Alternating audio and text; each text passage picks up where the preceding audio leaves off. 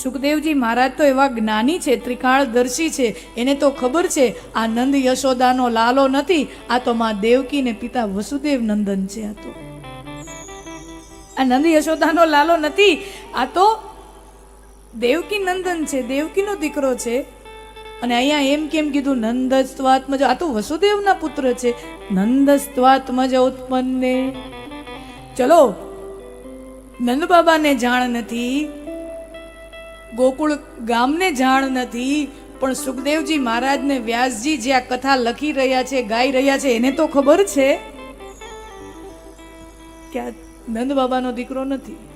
તો પછી અહીંયા શાસ્ત્ર છે, ગ્રંથ છે, તો શાસ્ત્રકાર અહીંયા આવું ખોટું લખે શું કામ? સુખ અને આનંદમાં ફરક છે.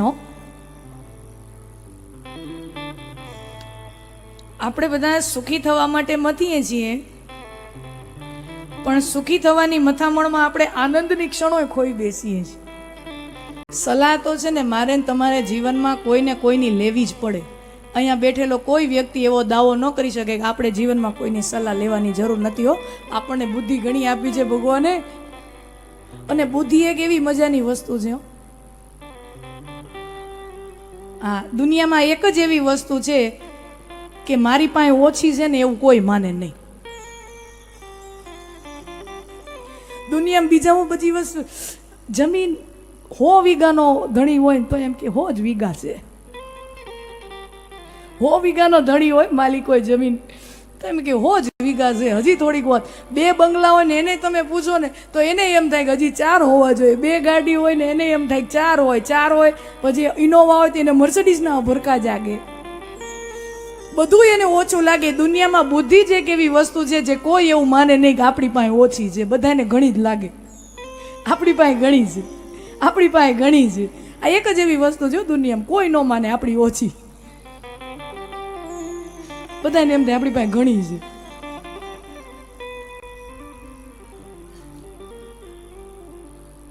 તો સલાહ તો મારે ને તમારે સ્વજનો લેવી જ પડે.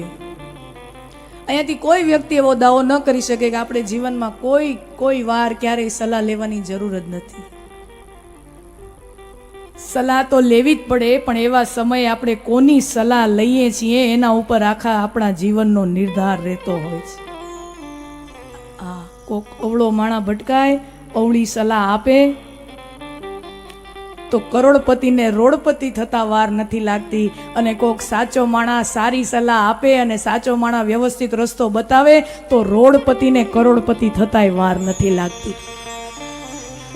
હા, કોક સાચું માણસ જીવનમાં આવી જાય ને, જે સાચો માણસ આપણને સાચો રસ્તો બતાવી જાય ને, એ જીવનનું સૌથી મોટું ધન છે, સૌથી મોટું સદભાગ્ય છે. મથુરાના મહેલમાં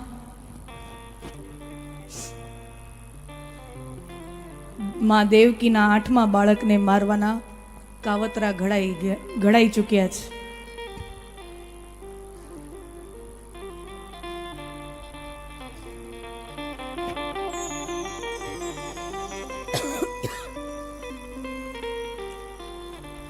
આ બાજુ યમુનાની પેલે પાર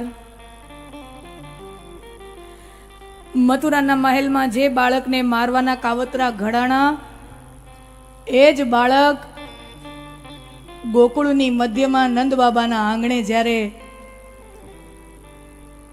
પધાર્યો છે, ત્યારે ગોકુળ ગામના સર્વ ગોપ ગોપીઓ પોતાનું બધું કામ છોડી અને નંદ બાબાના ઘરે લાલ પીળા રેશમી વસ્ત્રો ધારણ કરી, માખણ મિશ્રી અબીલ ગુલાલ લઈ અને નંદ બાબાને માં યશોદાને વધામણા આપવા આવે છે. અને સૌના આંગણે નંદોત્સવ ઉજવાયો છે. ભાગવતજીના 10મ સ્કંદના 18 શ્લોકો નંદ મહોત્સવના છે.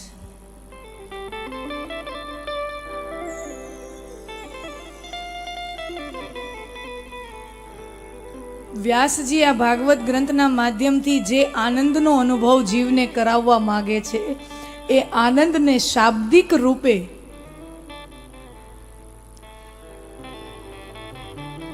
આ 18 શ્લોકોના નંદોત્સવમાં વ્યાસજી એને રજૂ કર્યો છે. આનંદને એ આનંદના અનુભવને શબ્દ રૂપે પ્રગટ કર્યો છે.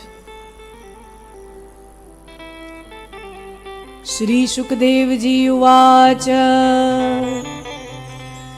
નંદસ્ત્વાત્મજ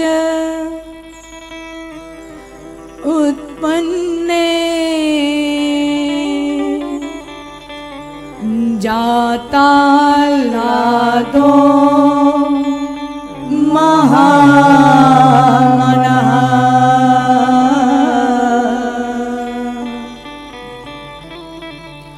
आहूय विप्राण वेदज्ञ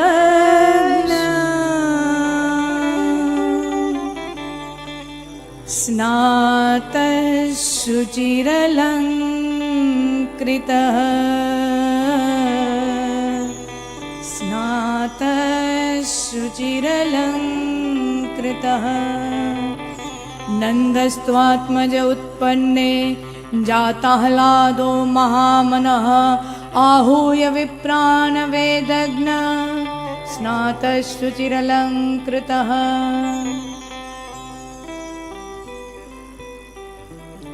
સુખદેવજી મહારાજ પરીક્ષિત રાજાને કથા સંભળાવી રહ્યા છે કે હે રાજન, નંદ બાબાને ત્યાં આત્મજનું પ્રાગટ્ય થયું, આત્મજ જન્મ થયો.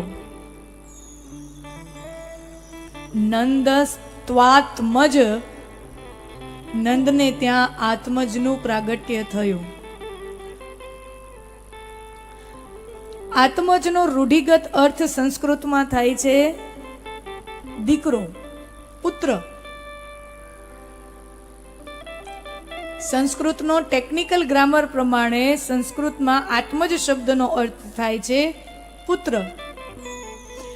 પણ જો અહીંયા બહુ ટેકનિકલ જવા જઈએ તો પ્રશ્ન ઊભી થાય, શંકા ઊભો થાય કે અહીંયા એમ કેમ કીધું નંદસ્ત્વાત્મજ ઉત્પન્ને? સુખદેવજી મહારાજ તો એવા જ્ઞાની છે, ત્રિકાળદર્શી છે, એને તો ખબર છે આ નંદ યશોદાનો લાલો નથી, આ તો માં દેવકી ને પિતા વસુદેવ નંદન છે.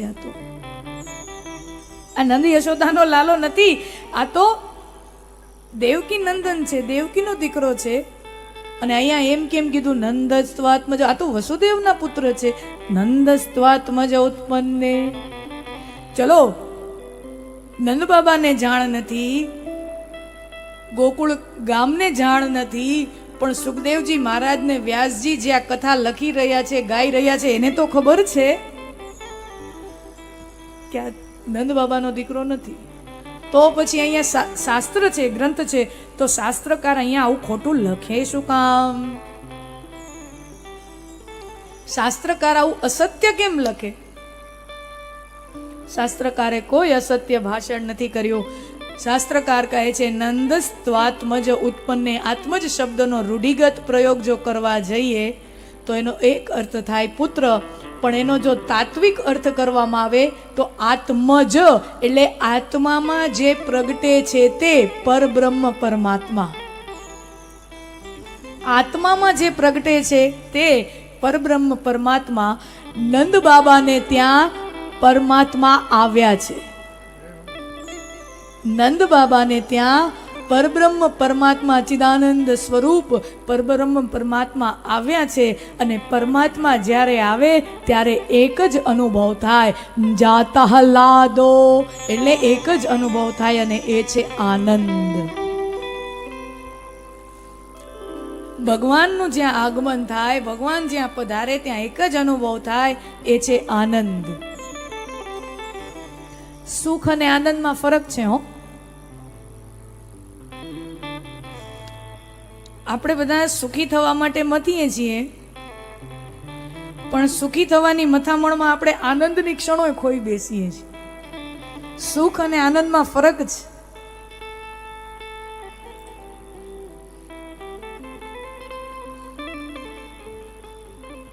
માણસ જ્યારે જ્યારે સુખી થાય ને ત્યારે આપણે જોયું છે ઘણી વખત માણસ બહુ સુખી થઈ જાય ને ત્યારે સાંકડા મનવાળો થઈ જાય. ઘણી વાર આપણે જોયું છે બહુ સુખી માણસ હોય ને એનું મન સાંકડું થઈ જાય. અને આમે સિદ્ધાંત છે મનોવિજ્ઞાનનો, જેમ જેમ લાભ વધે ને, સાંભળજો બરાબર, જેમ જેમ લાભ વધે ને એમ એમ લોભ વધે. માણસ ઓછું કમાતો હોય ને ત્યારે જલસેથી જીવતો હોય. અનુભવ હશે ઘણાયનો. ઓછું કમાય ને ત્યારે હજી વાપરશે. જેમ જેમ માણસ વધારે કમાતો જાય ને એનો લોભ હંગરવાનું વધતું જાય. દબાવીને રાખ દો, આ દબાવીને રાખ દો. જેમ જેમ માણસ વિકાસ પામતો જાય ને આગળ વધતો જાય ને એમ એમ લોભી થતો જાય. આ સમાજનો બધાએ તમે અનુભવ થયો હશે. જેની પાસે ઓછી સગવડ હોય ને મોટા દિલનો હોય. સગવડ જેમ જેમ વધતી જાય ને, હા, મોટા દિલનું હોવું ને એને આર્થિક સ્થિતિ સાથે કોઈ સંબંધ નથી. મોટા મનવાળું થવું એને પોતાની આર્થિક સ્થિતિ સાથે કોઈ સંબંધ નથી. જેનું મન મોટું હોય ને એના નાનકડા ઝૂંપડામાં તમે જાઓ ને તો આપણને એનો મહેલ કરતા વધારે આનંદ આવે. અને કોકનો 5 કરોડનો બંગલો હોય સુરતમાં, સમજી લ્યો, સરસ મજાના પોશ એરિયામાં 5 કરોડનો બંગલો હોય અને તમારો જૂનો મિત્ર હોય ને પછી બહુ સમયથી સંપર્કે ન થયો હોય. આપણે ગામડે રહી ગયા ને એ માણસ સુરત વયો ગયો, બહુ આગળ મોટો માણસ થઈ ગયો, ભેળા ભયણા ભેળા હતા, પહેલાં એક જેવું હતું બધું સ્થિતિ, પણ આગળ નીકળી ગયો માણા. અને આપણને એમ થાય ઓહો ઘણા આપણે સુરત કોક કામથી જવાનું થયું, આપણો જૂનો ભાઈબંધ છે સુરતમાં મોટો માણસ રહી ગયો, એનો 5 કરોડનો બંગલો ક્યાંકથી એડ્રેસ મળે ગામમાંથી, અને 5 કરોડના બંગલાની બારે તમે એના ગેટની વાંહે આમ ડોરવેલ વગાડો ટંગ, અને એ દરવાજો ખોલે અને એ તમને આમ કહટાયેલા મોઢાથી કે તમે આવ્યા. એવા હટાયેલા મોઢાથી બાયણું ખોલે ને આપણને એનો 5 કરોડનો બંગલો ઝેર જેવો લાગે. તને મુબારક, અમે અહીંયાથી હાયલા. હા, એનો 5 કરોડનો બંગલો આપણને ઝેર જેવો લાગે. પણ કોઈ ગરીબના ઝૂંપડામાં હાયલા જાય, જેની પાસે બહુ સાધારણ સ્થિતિ નથી, જેની પાસે હારા બેસવાના સોફા નથી, જેના ઘરમાં એસી તો હું પંખોય માંડબટ ટૂટુક ઢચુક ઢચુક બગડેલો પંખો ફરે છે, પણ તમે એને જાઓ અને આમ વહાલથી હઈને આમ દોડતો આવે, હઈ મારા વાલા તું આવ્યો, આવ ભલા માણા એમ કરીને આમ દોડતો આવે ને આપણને એનો ઝૂંપડું મહેલથી મોટું લાગે.